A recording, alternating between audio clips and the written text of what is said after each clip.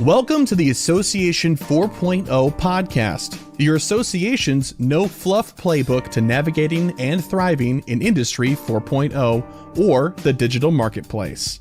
Each week, we bring expert insights to help you and your association stay ahead of the curve. Hello, my name is Sherry Budziak, and I am the host of the Association 4.0 podcast. I'm also co-founder of .org Community and founder and CEO of .org Source, a consultancy to associations. Today, my guest is Stephanie Mercado, Executive Director and CEO at the National Association for Healthcare Quality. Founded in 1976, NAHQ is the only organization dedicated to healthcare quality professionals, defining the standard of excellence for the profession and equipping professionals and organizations across the continuum of healthcare to meet these standards. So welcome, Stephanie. Thanks so much for joining us. I know you're super busy, so I really appreciate your time today. Of course. Happy to be here. So, Stephanie, tell me a little bit about yourself and about NAHQ. I have worked in nonprofit healthcare organizations for more than 20 years, and my specific area of interest and expertise has been in healthcare. NAHQ is an organization, as you mentioned, that was founded in 1976, and our mission is really to prepare organizations and individuals to lead, inspire, and advance quality and safety across the continuum of care. Today, we represent more than 20,000 members and CPHQs. CPHQ is the only accredited certification in healthcare quality. We are also supporting healthcare organizations to unleash the human potential within their teams. And we are also working with healthcare organizations who support students academically. So we are touching about 16,000 students annually with our mission and with our educational content. That's great. Stephanie, I want to talk a little bit about when we interviewed you back for our book. I think it was back in 2018. And at that time, there was dramatic changes that were happening across the healthcare landscape. So I can only imagine that, there's been tremendous shifts that are continuing to occur and that NAHQ must constantly be addressing these challenges. So tell us how things are going. Lots of changes in healthcare, very dynamic situation across many categories. So what's been going on? So we have sort of organized our thinking into three main categories just about what's happening in the industry. First one being care, second cost, third cliff. Care, cost, cliff. A big thing here is with regards to healthcare is where healthcare is being delivered, how healthcare is being delivered, who's delivering healthcare, and the connective tissue between all of the care that is provided. The more we see healthcare evolving, the more we know that the care models are changing, the payment models are changing. And so keeping up with what is going on from a care delivery perspective is exciting. It's significant. We also are looking closely at the cost of healthcare. Certainly, you can read any headline, probably most any day of the week, and we're going to hear about the cost of healthcare. Not only is that a hard thing for individual patients and families to sort of bear the burden of, but from a macroeconomic perspective, we have a payment situation that's really starting to crush us. And so we really need to be tuned in to how we can do more with less and address the rising costs. Also, a lot of those rising costs will be due to having more and more Medicare beneficiaries in the mix who will be, entering later stages of their life. And that is the time of life where it's the most expensive, consuming the most resources. And then cliff is related to the workforce cliff. We do a lot of research at NAHQ to understand sort of what's going on with workforce. And not many people know that worldwide, we are beginning to experience a workforce shortage. We sort of see that in a lot of our daily activities in terms of staffing levels at all sorts of organizations and businesses we interact with. But this is particularly going to be challenging in healthcare. The cliff, quick stat we pull from McKinsey, in the next 15 years, there will be half as many people available to work worldwide than there are today. So that's a huge figure with a huge impact. And a lot of people think, well, it's because, people are lazy and they don't want to have a job, or it's because they're working in other industries. Maybe the employers don't want to pay them, all sorts of things like that. But actually, it's a birthing issue.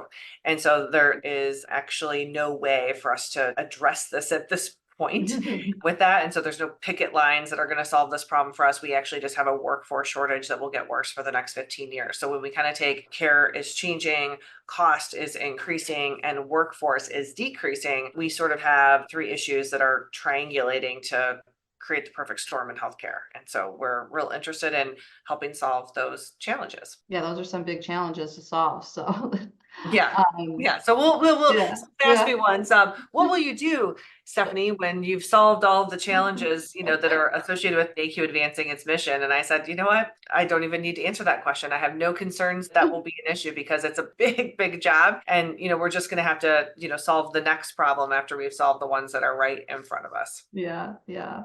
So again, when we talked and interviewed you for the book, NACU had made some changes in its governance structure that you felt were really important to help promote the organization's growth. Have those changes evolved? And can you talk to us a little bit about that? Yeah, so we are a very dynamic and very fast growing organization. So our governance structure continues to evolve to sort of keep up with what the needs are of the organization. And I think that we've done a really good job of making sure that we are sort of keeping pace with a lot of the trends and, sort of best in class governance, and also making sure that we're meeting the needs of our constituents and preparing for the future. So our board is very highly engaged and always sort of looking to see how can we optimize and improve things. And so we continue to look at that. For example, so we talked many years ago, right? Like 5-6 years ago, and we were going through some governance evolutions. Guess what? We're going through them again now. And so some of the hallmarks of what those changes will be, I think, expanding our board so that it's a little bit bigger. Right now it's small with 8 board members. So we want to sort of continue to get more diverse perspectives. We also want to put more rigor into things like our nominations committee. We have a strong process now that we want to make even stronger. And we want that to be something that instead of sort of an annual recruiting process, it's an ongoing evergreen recruiting process so that we're always thinking about getting people in those seats as the opportunities arise. And we're also looking at how to engage our volunteers. We know that time is really precious and a lot of people don't have a ton of time for volunteering. So we're looking at less standing committees, more subject matter expert, sort of just in time engagement that allows people to support NACU when we need support, but doesn't sort of have the heavy burden for their continued engagement or our continued effort to sort of work with them and create things for them to do, right? So it's efficient for them and it's efficient for us to have a little more of this just in time engagement and volunteer strategy for certain activities that don't need to, have an ongoing sort of standing function.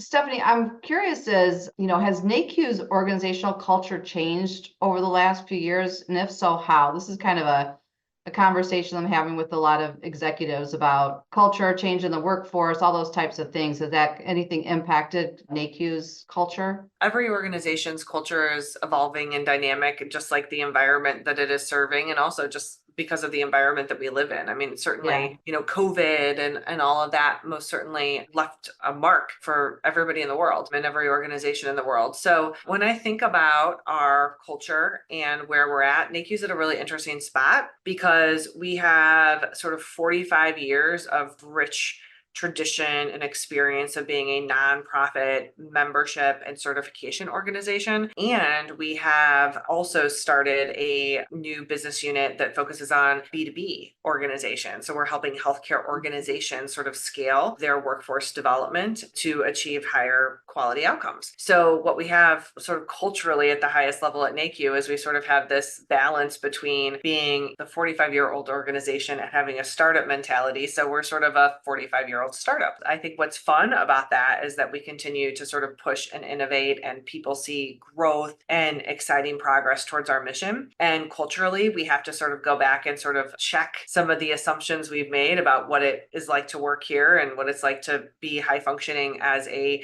nonprofit organization, because a lot of things are changing in the industry and the things that worked before, not only for associations, but also for us just only serving a B2C environment, change as we're also serving a B2B environment, right? It's different to have a customer service issue than a client service issue. Right. The scale and the impact of it is just very, very different. So you talked a little bit about, disruptors in the healthcare quality. I kind of want to follow up with you on that discussion regarding, what do you feel are the biggest disruptors in healthcare quality and how is that impacting NACU? Well, there's so many, as healthcare is evolving, the impact of quality and safety is going to be evolving as well. But two, I think, come to mind. One is as healthcare becomes more system-based, when we're already on that journey.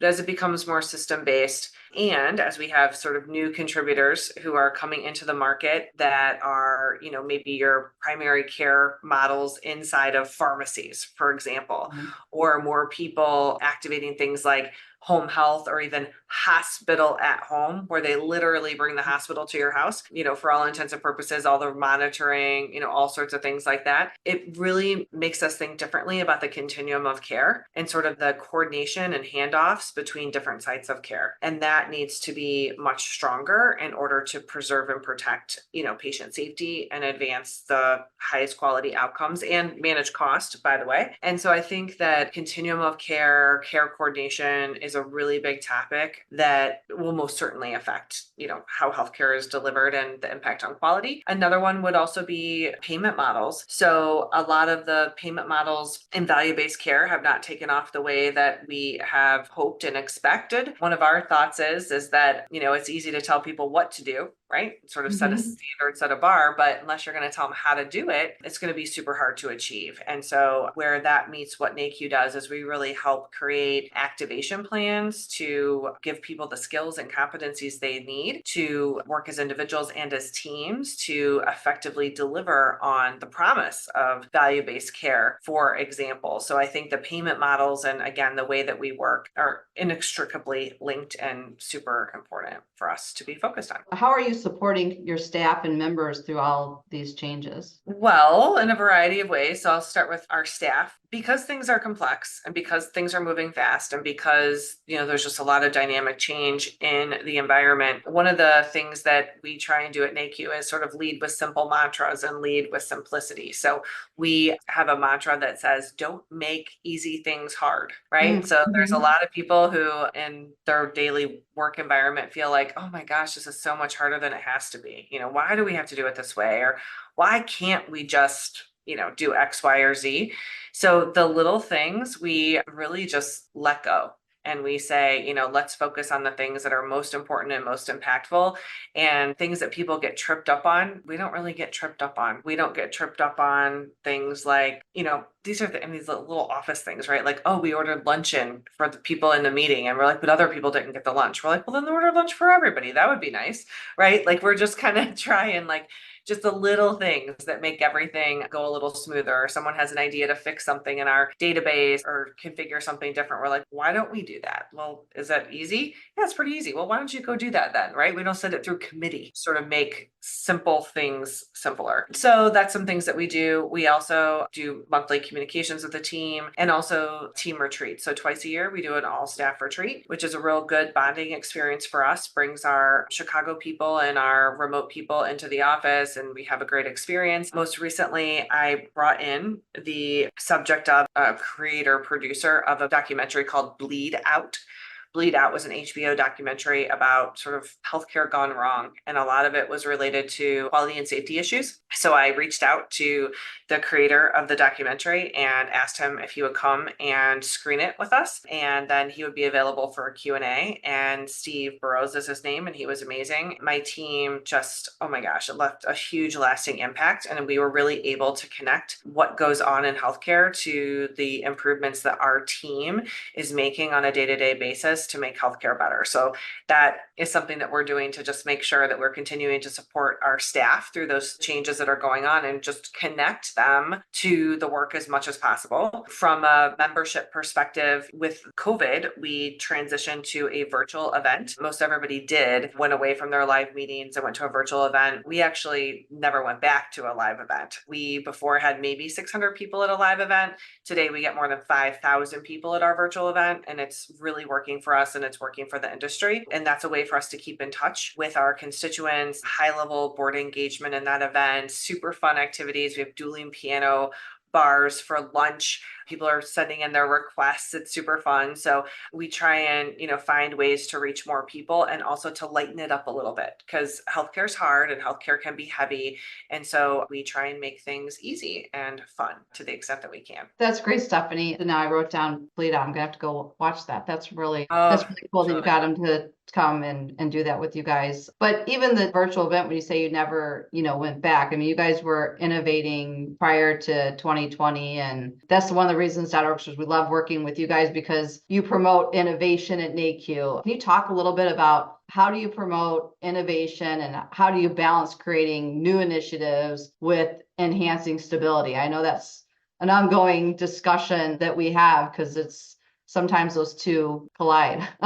Well, I wouldn't say that we have mastered that by any stretch. We're always trying to keep innovation and stabilization, in good balance. So the way that we kind of think about it is we want to make sure that we're always working in support of our base and making sure that we are doing more for them and adding value to what they're doing. So if we can't do that, then we do not innovate in other areas, because our innovation would sort of sit on a house of cards that will probably fall if we're not tending to some of the basics, serving our base, blocking and tackling on your traditional sort of like bread and butter association, expectations, membership, certification, learning, development, things like that. We're really, really good at. On the innovation side, we have funded our own innovation. So that's one thing that I would say is particularly hard at associations, is to figure out where you're going to get the funding to innovate. And so for us, we have self-funded because we're growing our revenue approximately 20% year over year every year. So we take the 20% that would be maybe margin and sort of going back into our investments. And we are like, well, why don't we invest it in ourselves? Why don't we invest it in our members, our certification, B2B organizations that we're supporting? We are self-funding that innovation. And I would say on that side, it's kind of hard because we're not an equity-backed organization where we've got $50 million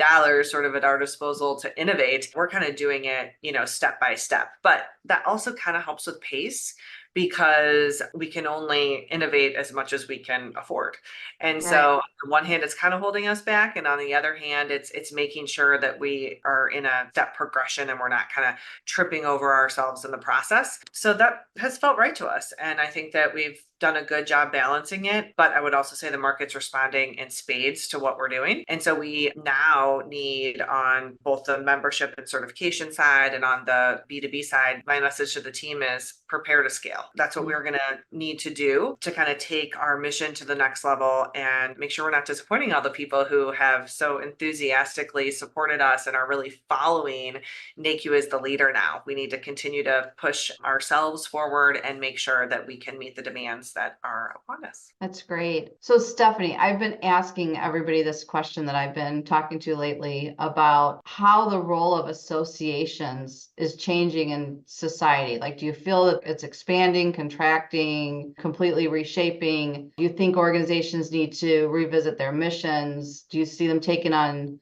new responsibilities? I mean, the team and I were just talking the other day too. We talk about with social media, the communications that's needed. How is everything today compared to when you started with NAECU? Like, how do you see associations changing? We could have a podcast just on that. Yeah.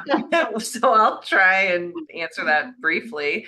So I think a few things. I think associations are incredibly important, and I believe in the power of associations and the purpose that they serve. I think that it's a good idea for every organization to look at their mission and make sure that what they're focused on is important and that their mission matters, not just to them, but to the market and is solving for a problem in the market. So some maybe modifications there, but I think the real change that we're going to be seeing, we already are seeing, is change to the association's business model. Historically, most organizations, associations, professional organizations at least, relied on a couple of main sources of revenue: dues dollars and annual event, right? So 90% of their revenue is coming in from those two things. And that puts an organization at serious risk. So I think that, thinking about ways to diversify revenue just to sort of stabilize is super important, but only insofar as that you're serving a need in the market that advances your mission, right? So I think that the business models are absolutely going to change. And to your point, why are they changing? Well, because information is now pretty much free and education is pretty much free. Associating is free, right? You can do that online. Yeah. You can do that. So why did people ever think to join a membership association? Was, well, for one, to associate, to get content that they wouldn't have access to otherwise, to learn about things they wouldn't have access to otherwise. And those things are now sort of all available without the burden, if you will, of membership dues. So I think that that's going to really be pushing organizations to innovate well beyond what I would call the membershipy side of the association business, and really figure out, like, how are we going to add material value to our constituents in a way that is supporting them with what an association can do the very best of. I'm going to use that word now, membershipy. Membershipy. Yeah. We got to not be so membershipy. We need to care about the members. We need to advance a cause of membership. I believe strongly in the power of a membership organization. I think we've been too membershipy for too long, and it's time to get more serious about how we are going to be focused on value proposition. Very important. Yeah, absolutely. Well, Stephanie, thanks. This was such a great discussion, and appreciate our listeners who have joined in. I hope they've enjoyed this episode. I really appreciate your time, and I'm sure everybody should follow you on LinkedIn and see what you're up to next. Thanks. Well, you guys are great. .org Source has been an amazing partner for NAHQ. We would not be where we are today if it wasn't for you guys. So thank you for your support in the past, and thanks for being there whenever I call you on the bat phone. I know you can answer and come solve a problem for me. So that's awesome, and I appreciate you very much. We love that, and we appreciate working with you guys. You've grown a lot, and you're an inspiration to the association community, and I appreciate you sharing your time with us today, and hopefully I'll see you really soon. Yeah, for sure. Thanks, Stephanie. We hope you enjoyed this episode and discovered tips and information that will add value to your leadership style and your association. .org Source specializes in positioning teams for success with solutions for technology, strategy, and marketing. Please contact us at info@orgsource.com or visit www.orgsource.com to find out how to keep your organization on track to Association 4.0.